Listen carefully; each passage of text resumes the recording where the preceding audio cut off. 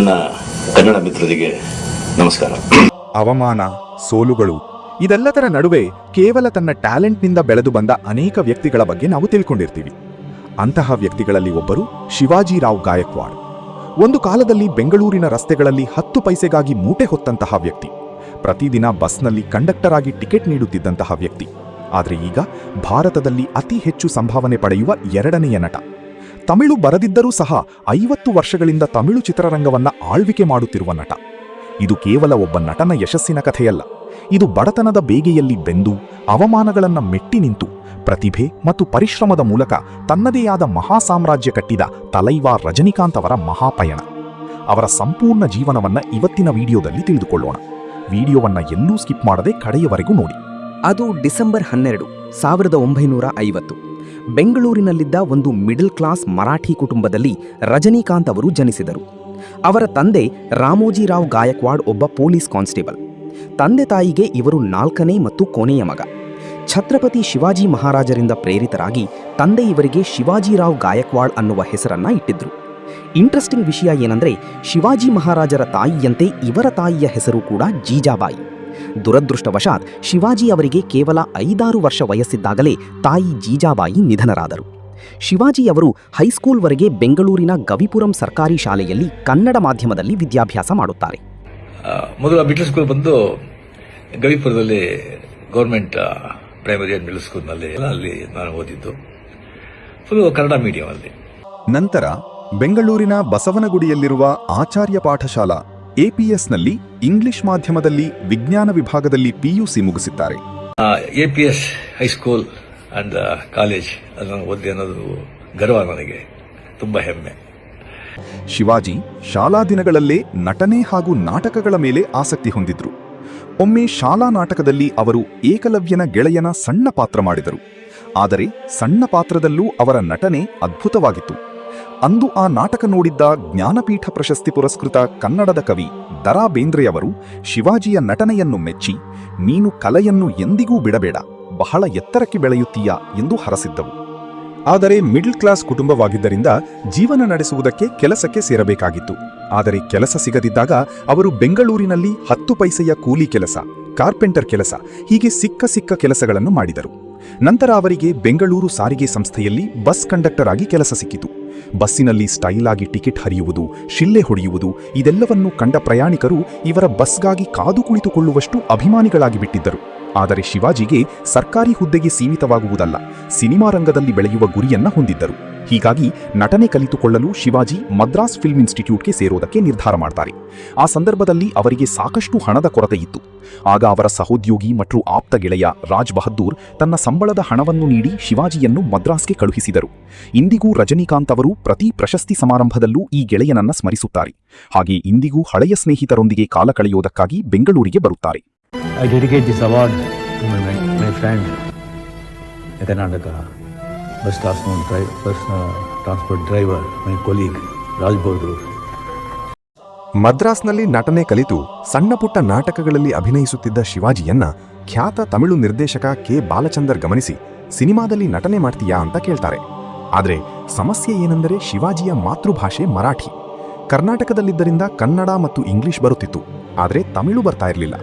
ತಮಿಳು ಕಲಿತುಕೊಂಡು ಬಂದು ಭೇಟಿ ಮಾಡು, ಅವಕಾಶ ನೀಡುತ್ತೇನೆ ಅಂತ ಕೆ. ಬಾಲಚಂದರ್ ಭರವಸೆಯನ್ನ ಕೊಡುತ್ತಾರೆ. ಹಗಲು ರಾತ್ರಿ ಕಷ್ಟಪಟ್ಟು ತಮಿಳು ಕಲಿತು ಸಿನಿಮಾಗೆ ಬರುತ್ತಾರೆ. 1975ರ ಅಪೂರ್ವ ರಾಗಂಗಳ್ ಚಿತ್ರದ ಮೂಲಕ ರಜನಿಕಾಂತ್ ಎಂಬ ಹೆಸರಿನೊಂದಿಗೆ ಇವರು ಸಿನಿಮಾ ರಂಗಕ್ಕೆ ಪಾದಾರ್ಪಣೆ ಮಾಡುತ್ತಾರೆ. ಇವರು ನೋಡೋದಕ್ಕೆ ಕಪ್ಪಾಗಿದ್ದರಿಂದ ಆರಂಭದಲ್ಲಿ ಇವರನ್ನ ಹಂಗಿಸಲಾಗಿತ್ತು. ರಜನಿ ಹೀರೋ ಆಗ್ತೀನಿ ಎಂದಾಗ ಇದೇ ಕಾರಣಕ್ಕೆ ಜನ ಹೀರೋ ಯಾವತ್ತಾದ್ರೂ ಕಪ್ಪುಗಿರ್ತಾನೋ ಅಂತ ಅಪಹಾಸ್ಯ ಮಾಡ್ತಿದ್ರು. ಆದ್ರಿಂದ ಆರಂಭದಲ್ಲಿ ಕೊಲಗಡುಕ, ಅತ್ಯಾಚಾರಿ ಅಥವಾ ವಿಲನ್ ಪಾತ್ರಗಳನ್ನೇ ನೀಡಲಾಗ್ತಿತ್ತು. ಆದರೆ ಇದನ್ನೂ ಕೂಡ ಅವಕಾಶವಾಗಿ ಬದಲಿಸಿಕೊಂಡು ತಮ್ಮ ನಟನ ಕೌಶಲ್ಯವನ್ನ ತೋರಿಸ್ತಿದ್ರು. ಹಲವು ನಿರ್ಮಾಪಕರು ಇವರಿಗೆ ಕೆಲಸ ಮಾಡಿಸಿಕೊಂಡು ಹಣವನ್ನು ನೀಡದೆ ಕಳಿಸುತ್ತಿದ್ರು. ಆದರೆ 1978ರ ಭೈರವಿ ಚಿತ್ರ ಇತಿಹಾಸವನ್ನೇ ಬದಲಿಸಿತು. ಈ ಚಿತ್ರದಿಂದ ಅವರಿಗೆ ಸೂಪರ್ ಸ್ಟಾರ್ ಎಂಬ ಬಿರುದು ಸಿಕ್ಕಿತು. ಹಾಗೆ ಕಪ್ಪು ಬಣ್ಣದವರು ಹೀರೋ ಆಗಬಹುದು ಅಂತ ಸಾಬೀತುಪಡಿಸಿದ್ರು. ಇದು ಮುಂದೆ ಹಲವು ಕಪ್ಪು ಬಣ್ಣದ ನಟರು ಹೀರೋ ಕನಸನ್ನ ಕಟ್ಟಿಕೊಳ್ಳೋದಕ್ಕೆ ದಾರಿದೀಪವಾಯಿತು. ರಜನಿಕಾಂತ್ ಅವರು ಅಮಿತಾಬ್ ಬಚ್ಚನ್ ಅವರನ್ನೇ ತಮ್ಮ ಗುರುವಿನಂತೆ ಕಾಣುತ್ತಾರೆ. ಅಮಿತಾಬ್ ಅವರ ಡಾನ್ ಚಿತ್ರದ ರೀಮೇಕ್ ಆದ ಬಿಲ್ಲಾ ಇವರಿಗೆ ದೊಡ್ಡ ಹೆಸರು ತಂದುಕೊಟ್ಟಿತು. 1983ರಲ್ಲಿ ಅಂಧಾ ಕಾನೂನ್ ಮೂಲಕ ಬಾಲಿವುಡ್ ಪ್ರವೇಶಿಸಿದ ರಜನಿ ಅಲ್ಲಿಯೂ ಯಶಸ್ಸು ಕಂಡರು. 1985ರಲ್ಲಿ ಅಮಿತಾಬ್ ಬಚ್ಚನ್, ಕಮಲ್ ಹಾಸನ್ ಮತ್ತು ರಜನಿಕಾಂತ್ ಮೂವರೂ ಸೇರಿ ಗಿರಾಫ್ತಾರಿ ಸಿನಿಮಾದಲ್ಲಿ ನಟಿಸಿದರು. ಆ ಕಾಲದಲ್ಲೇ ಈ ಸಿನಿಮಾ 32 ಕೋಟಿ ರೂಪಾಯಿ ಕಲೆಕ್ಷನ್ ಮಾಡಿತು. ರಜನಿಕಾಂತ್ ಅವರ ಸ್ಟೈಲ್ ಅಭಿಮಾನಿಗಳಿಗೆ ಎಷ್ಟು ಇಷ್ಟವೆಂದರೆ ದೊಡ್ಡ ಅಭಿಮಾನಿ ವರ್ಗವನ್ನೇ ಬೆಳೆಸಿತು. ಅವರು ಸಿನಿಮಾದಲ್ಲಿ ವಿಲನ್ನಿಂದ ಏಟು ತಿಂದರೆ ಅಭಿಮಾನಿಗಳು ಥಿಯೇಟರ್ಗಳನ್ನೇ ಸುಟ್ಟು ಹಾಕುತ್ತಿದ್ದರು. ಅವರು ತೆರೆಯ ಮೇಲೆ ಸಿಗರೆಟ್ ಎಸೆಯುವ ಸ್ಟೈಲ್ ನೋಡಿ ಜನ ಥಿಯೇಟರ್ ಸ್ಕ್ರೀನ್ಗೆ ಹಣ ಎಸೆಯುತ್ತಿದ್ದರು. ಆದರೆ ಇಷ್ಟೊಂದು ದೊಡ್ಡ ಯಶಸ್ಸಿನ ನಡುವೆಯೂ ರಜನಿ ಅತ್ಯಂತ ಸರಳ ಸಜ್ಜನಿಕೆಯ ವ್ಯಕ್ತಿಯಾಗಿದ್ದರು. ಇಂದಿಗೂ ಅವರು ತಮ್ಮ ಸಂಪಾದನೆಯ 50% ಹಣವನ್ನು ದಾನ ಮಾಡುತ್ತಾರೆ. 2002ರಲ್ಲಿ ಬಾಬಾ ಸಿನಿಮಾ ಸೋತಾಗ ಡಿಸ್ಟ್ರಿಬ್ಯೂಟರ್ಗಳಿಗೆ ಆದ ನಷ್ಟವನ್ನು ತುಂಬಿಕೊಡಲು ತಮ್ಮ ಸ್ವಂತ ಹಣದಿಂದ 25% ಹಣ ಹಿಂದಿರುಗಿಸಿದ ನಟ ರಜನಿಕಾಂತ್ ವ್ಯಕ್ತಿತ್ವ ಎಲ್ಲರಿಗೂ ಮೆಚ್ಚುಗೆಯಾಗುವಂತದ್ದೇ. ಸ್ನೇಹಿತರೆ, ನಾವೆಲ್ಲರೂ ಸಿನಿಮಾ ನಟರು ಗುಟ್ಕಾ, ತಂಬಾಕು, ಮದ್ಯ ಹಾಗೂ ಜೂಜಿನ ಬಗ್ಗೆ ಜಾಹೀರಾತು ಮಾಡಿ ಕೋಟ್ಯಾಂತರ ಹಣ ಗಳಿಸುವುದನ್ನು ಟಿವಿ ಅಡ್ವರ್ಟೈಸ್ಮೆಂಟ್ನಲ್ಲಿ ದಿನ ನೋಡ್ತಾನೆ ಇರ್ತೀವಿ. ಆದರೆ ರಜನಿ ಇಂದಿನವರೆಗೂ ಯಾವುದೇ ಜಾಹೀರಾತುಗಳಲ್ಲಿ ನಟಿಸಿಲ್ಲ. ಜೊತೆಗೆ ಕೌನ್ ಬನೇಗಾ ಕರೋಡ್ಪತಿ, ಬಿಗ್ ಬಾಸ್ನಂತಹ ರಿಯಾಲಿಟಿ ಶೋಗಳನ್ನು ನಡೆಸಲು ಕೋಟ್ಯಾಂತರ ಹಣ ನೀಡಿದರೂ ಒಪ್ಪಿಲ್ಲ. ಇದು ರಜನಿಯವರಿಗೆ ಹಣದ ಮೇಲೆ ಯಾವುದೇ ದೊಡ್ಡ ಆಸೆ ಇಲ್ಲ ಅನ್ನೋದನ್ನ ತೋರಿಸಿಕೊಡುತ್ತೆ. ಯಶಸ್ಸಿನ ಜೊತೆ ರಜನಿ ಭಾರೀ ಸಾಲದ ಸುಳಿಯನ್ನೂ ಕಂಡಿದ್ದಾರೆ. 2011ರಿಂದ 2015ರ ಅವಧಿಯಲ್ಲಿ ಅವರು 200 ಕೋಟಿ ರೂಪಾಯಿಗಳಷ್ಟು ಸಾಲದಲ್ಲಿದ್ದರು. ತಮ್ಮ ಜಮೀನನ್ನೂ ಮಾರಬೇಕಾಯಿತು. ಮಗಳ ನಿರ್ದೇಶನದ ಕೊಚಾಡಿಯನ್ ಸೋಲು, ಅದರ ಕೋರ್ಟ್ ಕೇಸ್ಗಳು, ಕುಟುಂಬವನ್ನು ಸಾಲದಿಂದ ಹೊರತರುವುದಕ್ಕೆ ರಜನಿ ಮಾಡಿದ ಪ್ರಯತ್ನಗಳು ಇದಕ್ಕೆ ಮುಖ್ಯ ಕಾರಣವಾಗಿತ್ತು. ಆದರೆ 2016ರಲ್ಲಿ ಕಬಾಲಿ ಚಿತ್ರದ ಮೂಲಕ 650 ಕೋಟಿ ಗಳಿಸಿ ಭರ್ಜರಿ ಕಂಬ್ಯಾಕ್ ಮಾಡಿದರು.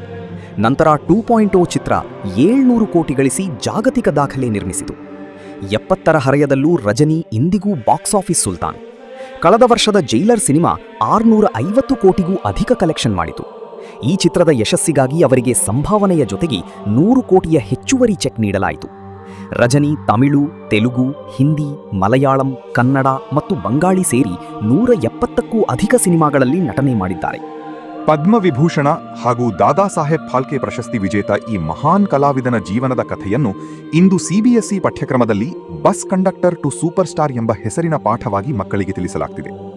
ರಜನಿಕಾಂತ್ ನಮ್ಮ ಕನ್ನಡದಲ್ಲೂ ಕೂಡ ನಟನೆ ಮಾಡಿದ್ದಾರೆ.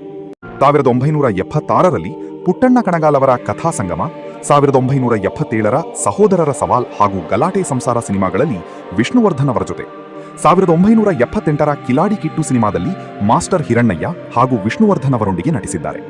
1978ರಲ್ಲಿ ಪ್ರಿಯಾ ಮತ್ತು ತಪ್ಪಿದ ತಾಳ ಚಿತ್ರಗಳು ಸಹ ಕನ್ನಡದಲ್ಲಿ ತೆರೆಕಂಡಿವೆ. ಡಾಕ್ಟರ್ ರಾಜ್ಕುಮಾರ್, ವಿಷ್ಣುವರ್ಧನ್ ಹಾಗೂ ಅಂಬರೀಷ್ ಜೊತೆಗೆ ರಜನಿ ಅವರಿಗೆ ಆತ್ಮೀಯ ಸ್ನೇಹವಿತ್ತು. 2023ರಲ್ಲಿ ಬಹುಭಾಷೆಯಲ್ಲಿ ತೆರೆಕಂಡ ಜೈಲರ್ ಚಿತ್ರದಲ್ಲಿ ನಟ ಶಿವರಾಜ್ ಕುಮಾರ್ ರಜನಿ ಜೊತೆಗೆ ಕಾಣಿಸಿಕೊಂಡಿದ್ದರು.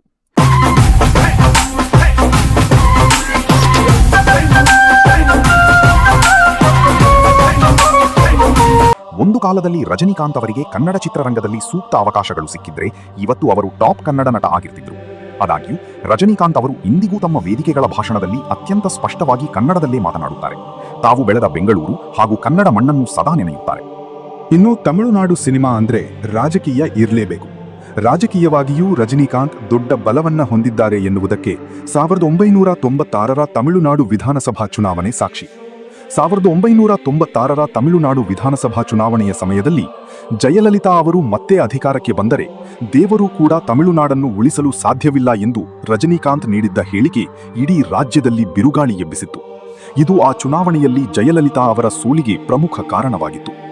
ಡಿಸೆಂಬರ್ 31, 2017ರಂದು ರಜನಿಕಾಂತ್ ಅವರು ಭ್ರಷ್ಟಾಚಾರ ರಹಿತ ಆಧ್ಯಾತ್ಮಿಕ ರಾಜಕಾರಣ ಮಾಡುವ ಉದ್ದೇಶದೊಂದಿಗೆ ರಜನಿ ಮಕ್ಕಳ್ ಮಂದ್ರಂ ಎಂಬ ಹೊಸ ರಾಜಕೀಯ ಸಂಘಟನೆ ಸ್ಥಾಪಿಸಿ ತಮಿಳುನಾಡಿನ ಮುಂದಿನ ವಿಧಾನಸಭಾ ಚುನಾವಣೆಯಲ್ಲಿ ಸ್ಪರ್ಧಿಸುವುದಾಗಿ ಅಧಿಕೃತವಾಗಿ ಘೋಷಿಸಿದ್ದರು. ಆದರೆ ರಾಜಕಾರಣಕ್ಕೆ ಬೇಕಾದಂತಹ ತಂತ್ರಗಾರಿಕೆಗಳು ರಜನಿ ಅವರಿಗೆ ತಿಳಿದಿಲ್ಲ ಎಂಬುದು ಬಹುಬೇಗನೆ ಅರ್ಥವಾಯಿತು. ಹೀಗಾಗಿ ಡಿಸೆಂಬರ್ 29, 2020ರಂದು ರಜನಿಕಾಂತ್ ಅವರು ತಾವು ಯಾವುದೇ ರಾಜಕೀಯ ಪಕ್ಷವನ್ನು ಆರಂಭಿಸುವುದಿಲ್ಲ ಎಂದು ಅಧಿಕೃತವಾಗಿ ಪ್ರಕಟಿಸಿ ಜುಲೈ 12, 2021ರಂದು ರಜನಿಕಾಂತ್ ಅವರು ತಮ್ಮ ರಜನಿ ಮಕ್ಕಳ್ ಮಂದ್ರಂ ಸಂಘಟನೆಯನ್ನು ಅಧಿಕೃತವಾಗಿ ವಿಸರ್ಜಿಸಿ ಅಭಿಮಾನಿಗಳಲ್ಲಿ ಕ್ಷಮೆಯಾಚಿಸಿದರು. ಇವತ್ತಿಗೂ ಕೂಡ ರಜನಿಕಾಂತ್ ರಾಜಕಾರಣಕ್ಕೆ ಬಂದರೆ ಸಿಎಂ ಆಗೋದರಲ್ಲಿ ಡೌಟೇ ಇಲ್ಲ. ಆದರೆ ಎಲ್ಲರ ರೀತಿ ರಾಜಕೀಯ ತಂತ್ರಗಾರಿಕೆ ಮತ್ತು ತೀಕ್ಷ್ಣತೆ ರಜನಿಯವರಲ್ಲಿಲ್ಲ. ಎನಿವೇಸ್, ಮುಂದಿನ ದಿನಗಳಲ್ಲಿ ರಜನಿಕಾಂತ್ ಸಾಲು ಸಾಲು ಸಿನಿಮಾಗಳೊಟ್ಟಿಗೆ ತೆರೆ ಮೇಲೆ ಬರುತ್ತಾರೆ. ಜೈಲರ್ 2 ಹಾಗೆ ಕಮಲ್ ಹಾಸನ್ ಅವರ ಜೊತೆ KHRK ಸಿನಿಮಾ ಹೀಗೆ ಹಲವು ಸಿನಿಮಾಗಳು ಶೂಟಿಂಗ್ನಲ್ಲಿ ಬ್ಯುಸಿಯಾಗಿದ್ದಾರೆ. ರಜನಿಕಾಂತ್ ಅವರ ಜೀವನದ ಈ ಪಯಣ ಪ್ರತಿಯೊಬ್ಬರಿಗೂ ಸ್ಫೂರ್ತಿಯಾಗಲಿ. ಅವರ ಯಾವ ಸಿನಿಮಾ ನಿಮಗೆ ಹೆಚ್ಚು ಇಷ್ಟ ಕಾಮೆಂಟ್ ಮಾಡಿ ತಿಳಿಸಿ. ಮುಂದಿನ ವಿಡಿಯೋದಲ್ಲಿ ಮತ್ತೊಬ್ಬ ಸಿನಿ ಸಾಧಕರ ಜೊತೆಗೆ ಭೇಟಿಯಾಗೋಣ. ಧನ್ಯವಾದಗಳು.